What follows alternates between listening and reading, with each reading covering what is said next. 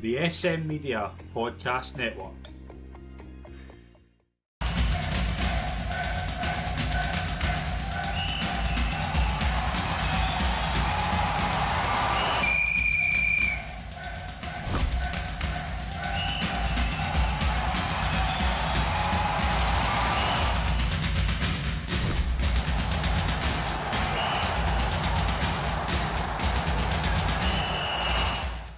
Hi folks, and welcome to the latest episode of the Ref's View, part of the SM Media Podcast Network. I'm Scott McPike. It is always a pleasure to be your host, and I'm going to be honest, before we introduce our co-host as always and what we're going to cover this weekend, we're probably going to spend a bit of time talking about news that happened before the weekend started.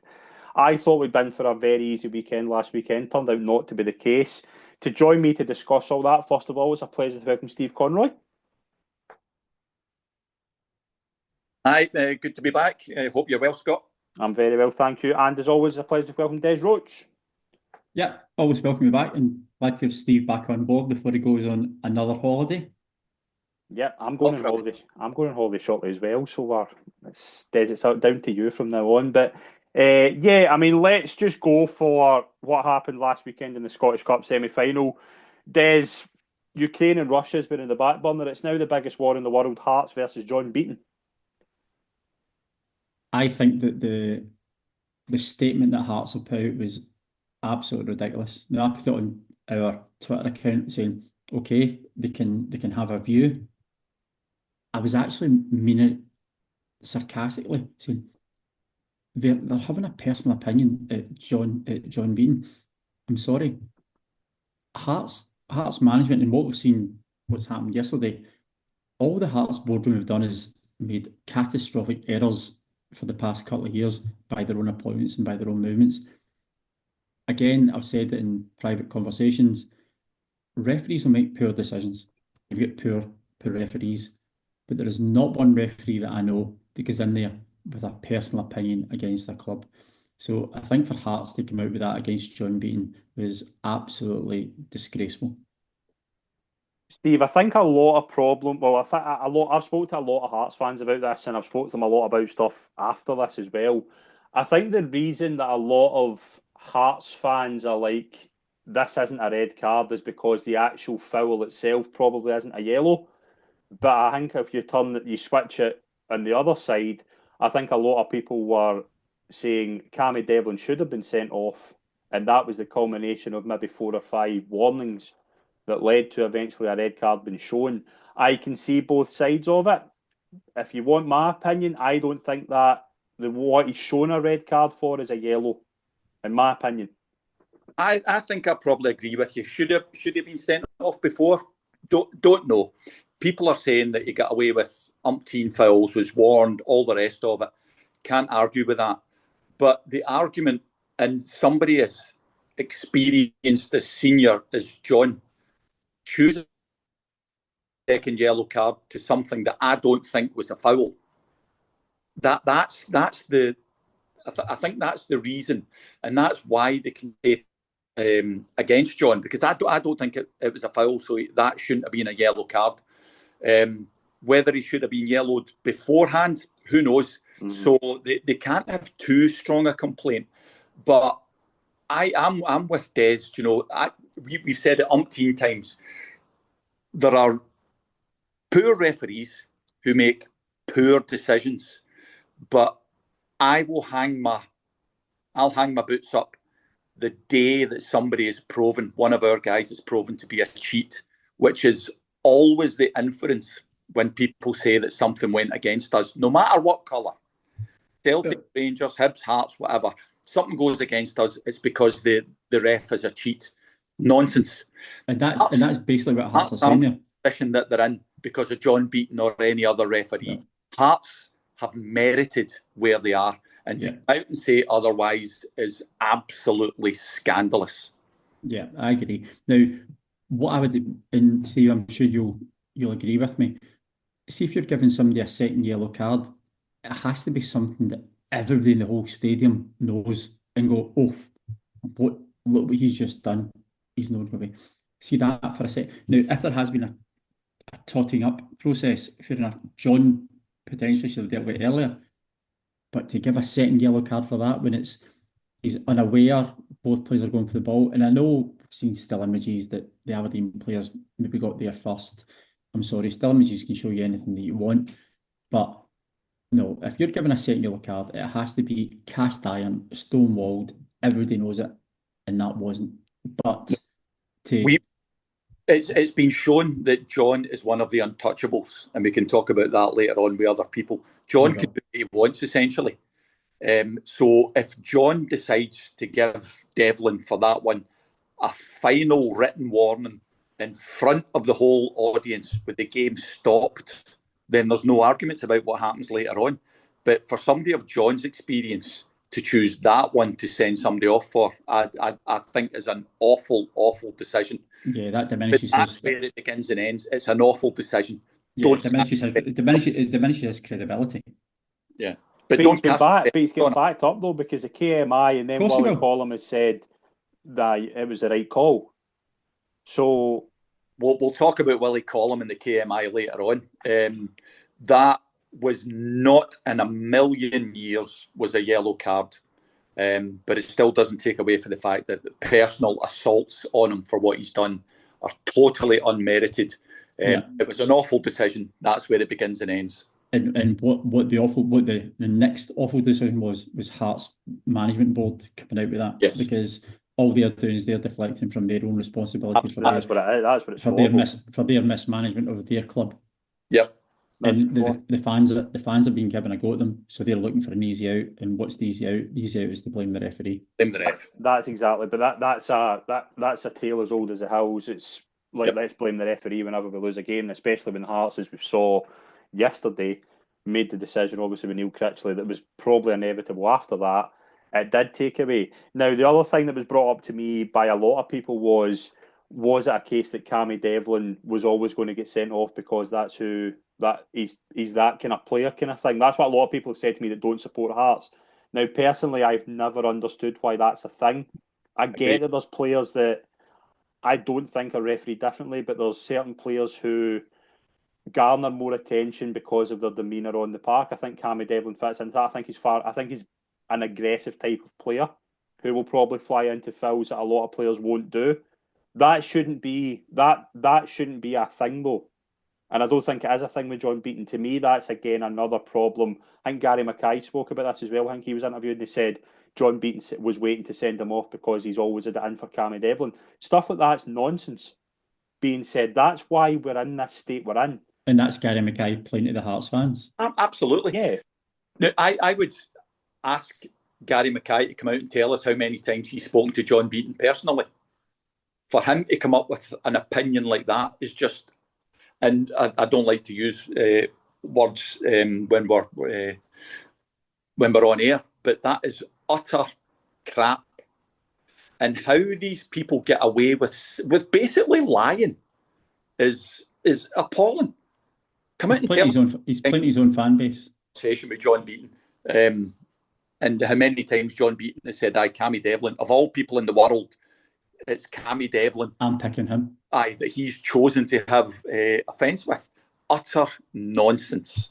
What do you think of the one? What do you think of the one before half time in that game? I mean, to me, like that looked like a clear red card. Do you have any doubts about that? No. The centre half, that was a straight red. Straight red, no question. Yeah, but well, again, like I do think it's a wee bit of sour grapes. But going on to kind of the VR review, it is brought up on there. Willie Collum has done his latest VR review where he's, again, I think at times not covered himself in glory. I think at times he goes, Des, can you answer me this question? And again, I said this to you privately. Why does every single person in Scottish football, when they're asked a question, not go with yes or no? Why is it always a 2-minute diatribe before they get to an answer? Because that's Willie, and that was Willie. It's not just Willie, but it was so noticeable in this one. Yeah, he's tried to. The big thing that I took from it was when he was talking about the decisions, right? He's like, yes, that's our coaching, and we've coached the referees, and we've looked at this incident, and we've coached them, and this is how they get right. What about other ones that you've got wrong? Have you coached that as well? Mm-hmm. It's absolute diatribe absolute diatribe. He is Steve knows Willie as well as I do, as well as anybody knows. Willie was the most nervous referee in the world and looked for backing up at every decision that he ever made. Steve, would you agree? Absolutely, totally. And always asked for your confirmation. Do you think I got that right? Willie, you're the referee. I can only help you. To me, he's like a duck. He's sitting there and his legs are going about 300 miles an hour under the water. There was also a thing as well, Steve, where there was a part of the audio, I can't remember, I think it's the James Forrest incident, where the audio was somehow missing. That doesn't happen usually. It's weird. And being careful what you say. It's advantageous that certain things disappear when they do. Specific editing. Des will be with us on this. See the SFA, whenever they introduce technology, remember when they brought in the intercoms, the headpieces, and they were crap. So they were always breaking down. But when we would report back to the SFA, and I think it was Mick Vicker that was in charge at the time, whenever we would report back that it wasn't working, their automatic response was, "What were you doing wrong?" But it's funny how that doesn't happen in reverse, and that's all that I'll say about it. Machinery breaks down, but it's funny how it's always one way. I get sent a question about the VAR review, actually, by somebody who will listen to this pod. Do you think refereeing standards have improved under Willie Collum, or are they getting worse? The head of the department has been very clear that he is more transparent and more vocal about situations, but often he won't criticise the real problems in Scottish refereeing. Is that valid? He picks and chooses which clips and which incidents are brought to the public. I actually mentioned that as well. Yep, he picks and chooses what he will answer to, and he picks and chooses what interviewers are allowed to ask. Has anything that he's done improved standards of refereeing? Ask the punters. I'm not hearing it. No. I'm not. What the only thing I would say really is he's more, and I'm not going to use the word transparent because we know what goes on behind the scenes. He's more visual, I would say, than any other. Only to what he wants to be. I'm not going beyond that. I'm saying he's more visual. People now know who's the head of referee. But again, that's the salt and the Wagyu beef. Yeah, well, absolutely. But we've already talked this weekend about things as refereeing standards improved. Ask the punters, don't ask us. The other thing as well is, and I've brought this up a lot, and I know you agree with me on this, how chaotic does the VAR audio sound in most of the games? Like, it just sounds like a complete shambles. Just like, see that panicky nervousness, like just shouting, and the referees try to shout back as well. And you can imagine a referee being in the position as well, having chaos next to him with the players and chaos in his ear with the VAR. Like, to me, you don't make correct decisions doing that. That's why this is a thing. Like, yep. It's just, and that's still never. We've not heard a word from him. But as far as I believe, Atkinson's still the VAR manager. Yeah, but he doesn't live up here, doesn't he? I think he's only here. Yeah, I've heard that as but well. He lives in Leeds. Yeah, you can do that virtually, but we've not heard a word. We don't know anything about their training and how they're told to interact. But everything that we've heard, it's just chaos. And I said before about in it without trying to downplay the importance of things like aeroplane interactions and how you conduct yourself in a cockpit with communication. But you take your lessons from that. You don't hear anything in a cockpit saying, the engine's maybe gone, the acceleration's maybe not working. You say what it is. It's not. It's maybe out. It's maybe in. It looks a wee bit more out than it is. It's nonsense. And if that's how they're being trained, that's scandalous. And if our guys come out and talk like that and they're not being told that that's inappropriate, that also is scandalous. What the hell's going on? Yeah, it's not a good good look, is Yeah. it? I think to be perfectly honest, I think they're probably doing a disservice to the guys that are there, and it's highlighting a lot of errors. I know Willie wants to pick it up and say, look, we're getting right, look, our coaching's right. Sorry, see if there wasn't errors, why are you getting a VAR review? Aye. Yeah, and they're getting longer and longer every week. Now, speaking of errors and consistency, let's go to Matthew McDermott, because on Friday night, during what was going to be a title decider if it went a certain way, it was a big enough game. Steve, Partick Thistle, Falkirk won or even got a point. They would have been in the driving seat to win the title. And Matthew McDermott gives a straight red to Alfie Adjaman. Partick Thistle going to win the game. This is not just down to this decision, Steve. This is now, I am going to go at least, you can count in both hands the amount of big errors Matthew McDermott has made in big games this season. And he continues to seems to be one of the top men in terms of big games. And you can actually go on Google, you can go in certain places, you will find a catalogue of Matthew McDermott errors this season. And he continues to be getting massive games at this level. That game was the biggest game of the weekend. Yes. The only one that had something riding on it, that was imminent. That was, sorry, there's my cat. That was an appalling decision. We're at slight variance, the three of us. I don't think that was a foul. I think that I can tackle a crack slide to a teammate. There wasn't a foul in it. So what the hell he saw to make that a straight red, I have no idea. I'm utterly baffled. The only thing that could have swayed him was the totally inappropriate reactions of all the Partick Thistle players, and they should be ashamed of themselves. It's like back to the bad old Man United days. It was an appalling decision. I've backed up Matthew, and I've been on here saying that I think he's a good ref, learning his trade, and I think that he would come good in time. Time is finite. Every game that he does now, there's something in it. And how many times have we said that it's the same guys making the same mistakes every single week? Yeah. I think I don't know. I just think Matthew is he's not up to now. He's not up to the games that he's been given. But he keeps getting them. Whether it's not his fault, I don't think. But it shows, I think, that he's probably been promoted beyond what he's capable of, certainly just now. But they keep giving him the games. Yep, so we've got, just in terms of some of the Matthew McDermott incidents that we have, Derek McInnes has labelled him outrageous due to an incident with Liam Donnelly and Joe Wright, if you remember that. We've also got the incident with St Mirren with Marcus Fraser that was Matthew McDermott. Celtic had an incident later on as well.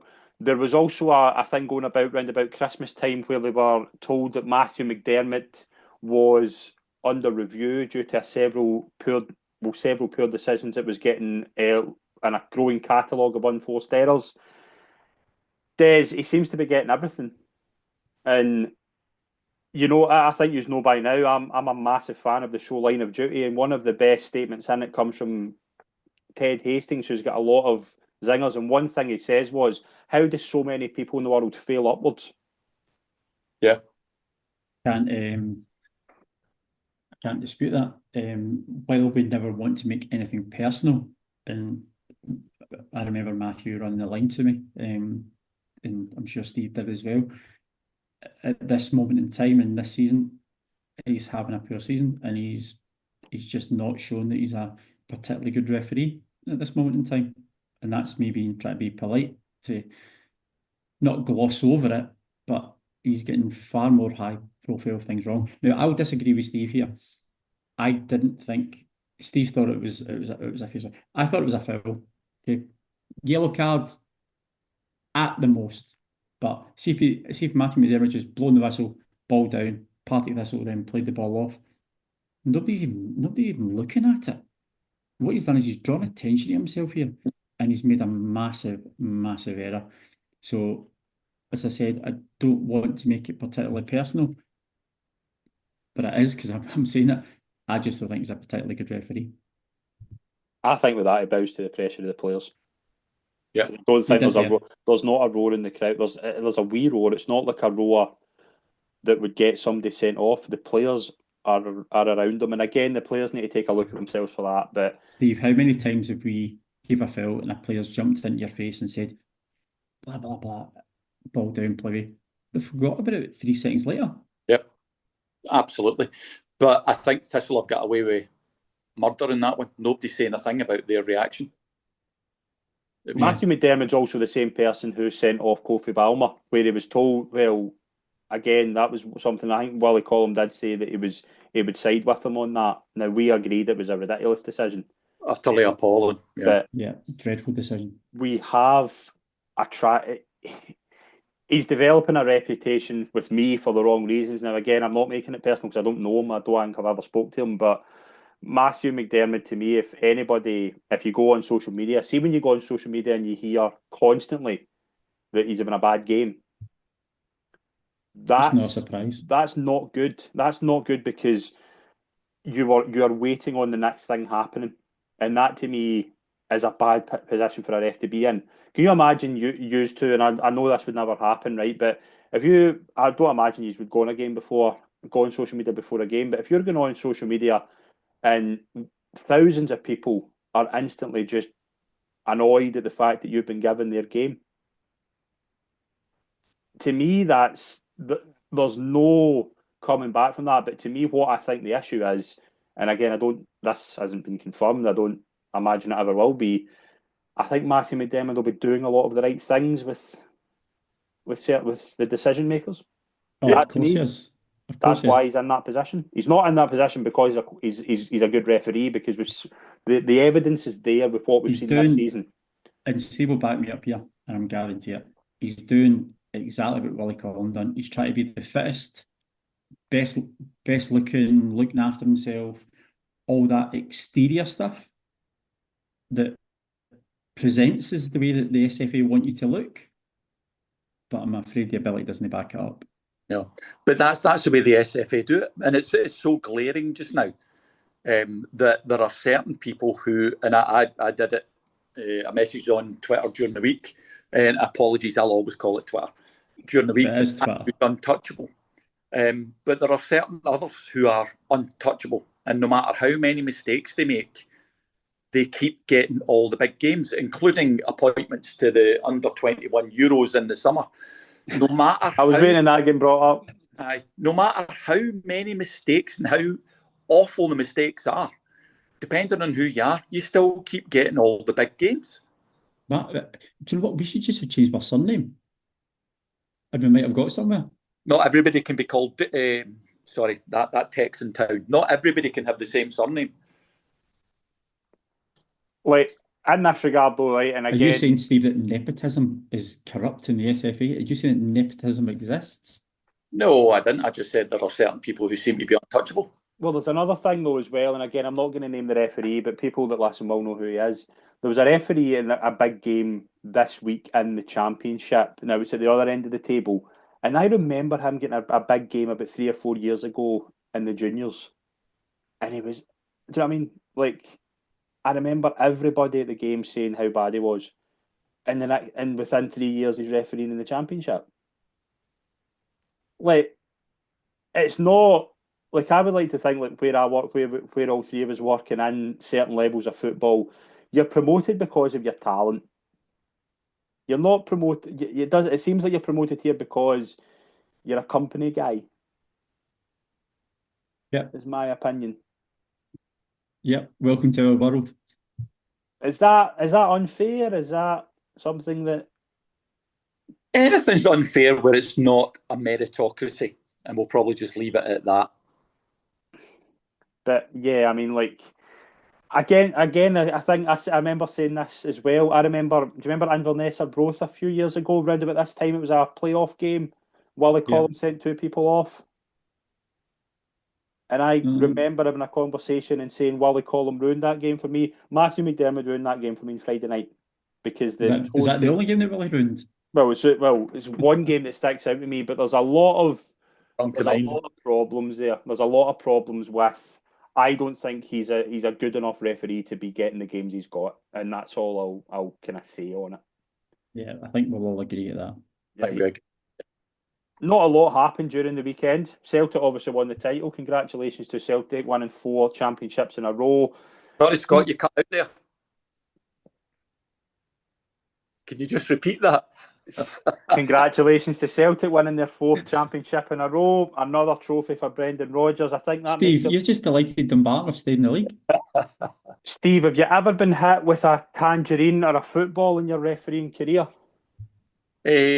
No, but I've had to take a Boyd in action a couple of other times. You remember when they did the behind the lines reffing thing all those years ago? I was in the first batch and did a game at Olympiacos, I think it was, the Olympic Stadium in Athens anyway. And honestly, I had to spend the whole game virtually Usain Bolton, getting out of the way of these things getting flung at me. When has Steve Conroy and Usain Bolt been mentioned in the same sentence? I said I'll tell you, I would have been the same speed as him. The things that were getting flung at me, God knows how they could do it. They were so accurate. Considering that you had the football pitch, you had a running track, you had the ditch that they have in these things, and then the crowd. And these were still virtually getting me with water bottles.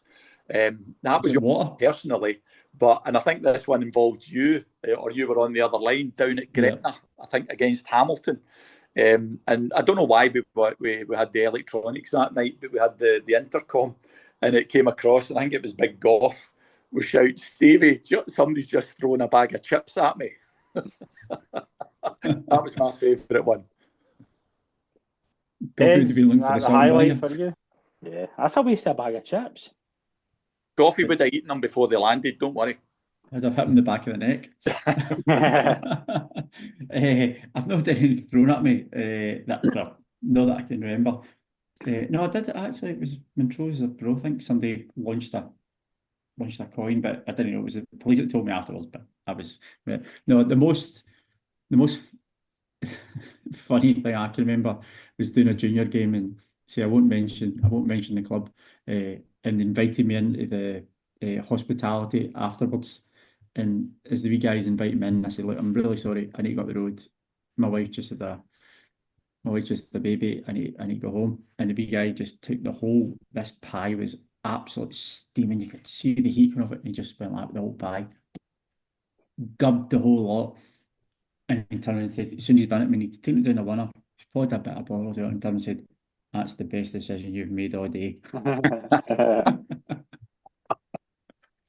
So to that aforementioned junior club, it provided me a memorable moment. Right, let's move in. We'll just kind of run through the games because not a lot happened. Aberdeen, Hibs. Aberdeen obviously ending Hibs' unbeaten run. There was an incident with a possible Hibs goal that was disallowed. It looked to be over the line from what I'd seen, but it was awarded an Aberdeen free kick. There looked to be a collision between Bashiri and Mitov. Steve, what do you think? No argument. Nothing. No complaints. It did look over the line, but again, if there's obviously a foul, it is what it is. Des, was St Mirren 2, Rangers 2 probably the most boring game in history? Rangers are just toothless just now, aren't they? Yeah, they're on the beach. Not on the beach. They're on the beach and they're bad at that as well. But yeah, there was. I mean, I've literally wrote all my notes on one small side of paper here today, and I've only picked out 2 things from the 6 games. There is nothing in that. Great result for St Mirren. St Mirren are obviously really flying high just now. And yeah. For the 3rd season in a row being in the top 6, that's tremendous. Yeah, absolutely. Hearts obviously parted company with Neil Critchley after the game, but Hearts had the ball in the net at the dying second, Steve, but it was disallowed. Craig Gordon, did he commit a foul on Trevor Carson in the build-up to the Hearts disallowed goal? I wrote just about as much as did for the whole weekend, and most of it was to do with Craig Gordon, and I wrote down pot, kettle, black. Yeah, no, I'd agree. It's a foul. Just that's it. Go Yeah. on, mate. Yeah, that's absolutely fair. Kilmarnock 2, Ross County 0. Should Ross County have the penalty? Des? No, No. nah, it was outside the box. It was outside the penalty area for me. There was no big clamour for it as well. Nick No. Walsh was the referee, so watching it and looking at it on replay, nah, I'm quite happy it was a free kick outside the penalty area. Okay. Anything else, Steve? I can't think of it. There wasn't much happened at all weekend for me, apart from Matthew McDermott being rubbish. Nothing at all. Okay. Nope. We've got a small matter next weekend of a Rangers Celtic game. I'd imagine probably the most uneventful Rangers Celtic game we'll see this season, because nothing will happen. Well, nothing will happen, but again, there's not a lot for both sides to play for. They could play their reserves. To be honest, there's nothing to play for.